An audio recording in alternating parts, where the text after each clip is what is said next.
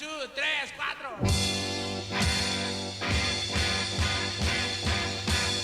Hey! Pule, pule! Watch it now, watch it!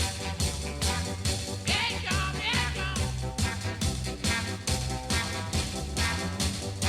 Watch it now, he gets you. Getting ready for the popcorn moment, brought to you by Booher Remodeling, Booher, BooherRemodeling.com. Your kitchen, your bathroom, your basement. If it's in your four walls, Booher Remodeling is the call. And when it comes to that kitchen, that heart of the home, what do you want? Not what do you need, what do you want?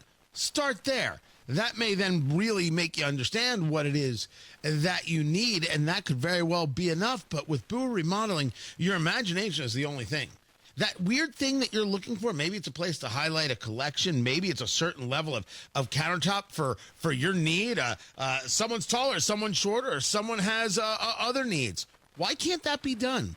There is no cookie cutter with Booher Remodeling. There is only you and that initial consultation that gets Booher to understand what it is you're looking for. And then from there, their 5-step design process from start to finish means you know everything that's going on every step of the way. You get to see the materials, you get to see the craftsmen at work, and then you get the kitchen you've always wanted. The kitchen that increases the value not only of your home, but of your life. Same thing is true with your bathroom. And if you want to turn that basement into the actual part of the home, Booher Remodeling is the one and only call to make. Good people. They deliver quality work on time with a service-oriented attitude, and they stand behind their work with a 2-year workmanship guarantee. Booher Remodeling. 317-852-5546. Tell them Tony Katz sent you. 317-852-5546. Booher Remodeling. 852-5546 or online at Booher. Booher. BooherRemodeling.com. The popcorn moment. Let's go. It's a story you need to hear to believe. Then grab your popcorn because there is more. I have got a bunch. Oh, by the way, when we get to Tony Katz today, the Friday audio dump is going to be classic. So many things I haven't gotten to. I number one or number two? Number one or number two? Producer Carl, I'll let you pick. Number one or number two? Number one. Number one, Spartacus himself, Cory Booker, wants you to know how brave he is. So very brave. What do you say to people? What is your message to whistleblowers or people whose stories are so important to tell about why they should do it now and what impact it could have? You know, stand up and fight.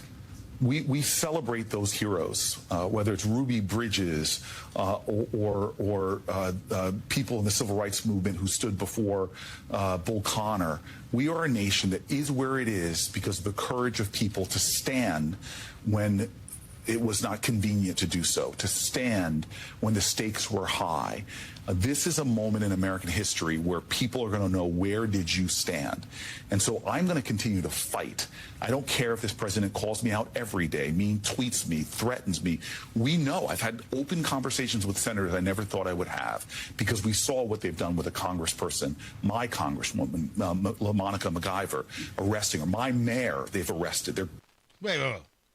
First things first, never be afraid to stand up and let the chips fall where they may. If you believe in the thing, that's fine. That's very, very different than saying I support illegal immigration and I support attacking immigration officials and federal officials, which is what LaMonica MacGyver did, Senator Cory Booker.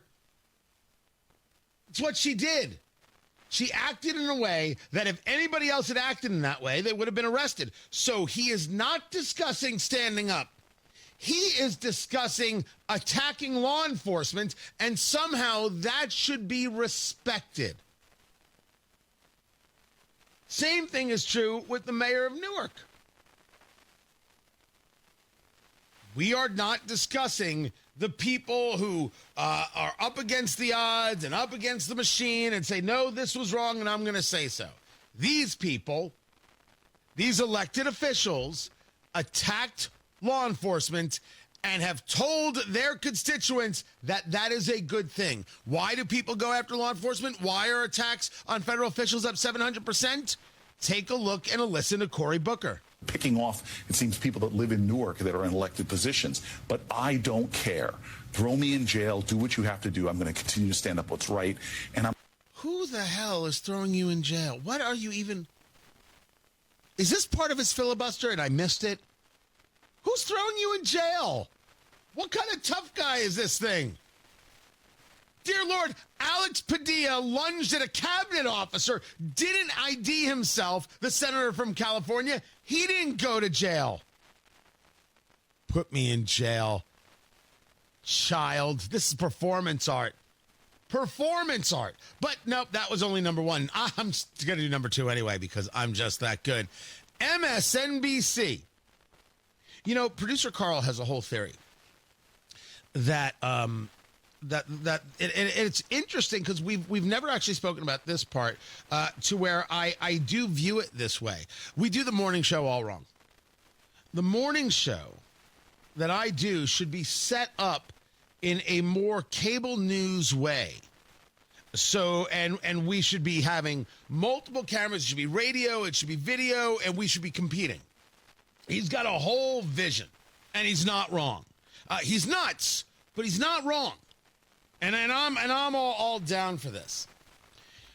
I can't see how one doesn't compete with this ridiculousness of Simone Sanders and Michael Steele, this replacement show on MSNBC, when this is the arguments that they're making. To do highly skilled labor. This is highly skilled labor. It is not easy what these ag workers do. Can we put back up the images we're watching out of Oxnard? Because I want to talk to the fact that you may see these folks in the field, and they are members of families, and we've not heard those stories yet. But every one of those people has either a kid or a loved one whose parent or aunt or uncle is not coming home tonight. So do tax cheats. Of course, we've got the raids going on that took place in Camarillo. There are warrants. These are cannabis farms in Camarillo, which could very well be lawful. I'm not an expert on certain specifics of California law. But they had warrants for people who are there illegally. And what is the MSNBC argument? Well, they're just nice people with children. We shouldn't be doing this. No question whether or not they violated the law. That argument gets pushed to the side. These are highly skilled laborers, and we must have them. I don't argue that they might be highly skilled laborers. I'm arguing that if they're here illegally, that's the end of the ball game. And if you tell me their kids aren't going to see their parents come home, same thing is true with tax cheats. Yet no one at MSNBC seems to give a damn about those people. If you didn't pay your taxes, they arrest you, and they look at the kid and be like, tough luck. No one cares about the kid. Now, all of a sudden, it's all about the heartstrings of the kid? Remember that, first and foremost. Second, to this question of those same individuals as labor, we are talking about half of America's farm workers who are undocumented. That could be upwards of 3 million people. So at least we know where they are and we can deport them. Also, I'm totally fine with fining all of those landowners, all of those farmers, all of those companies that hired people here illegally. I am fine with the fines.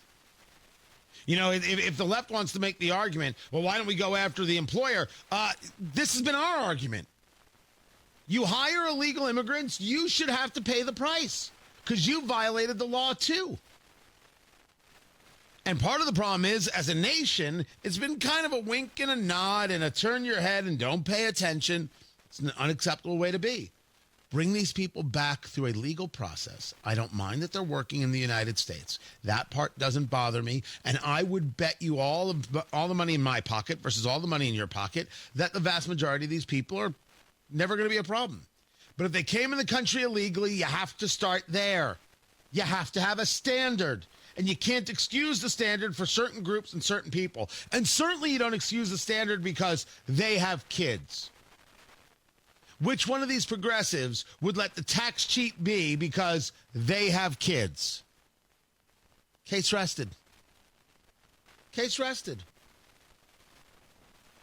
Both are violations of the law. Yes, they're a tax cheat, but they also volunteer at their local church. See, they're good people.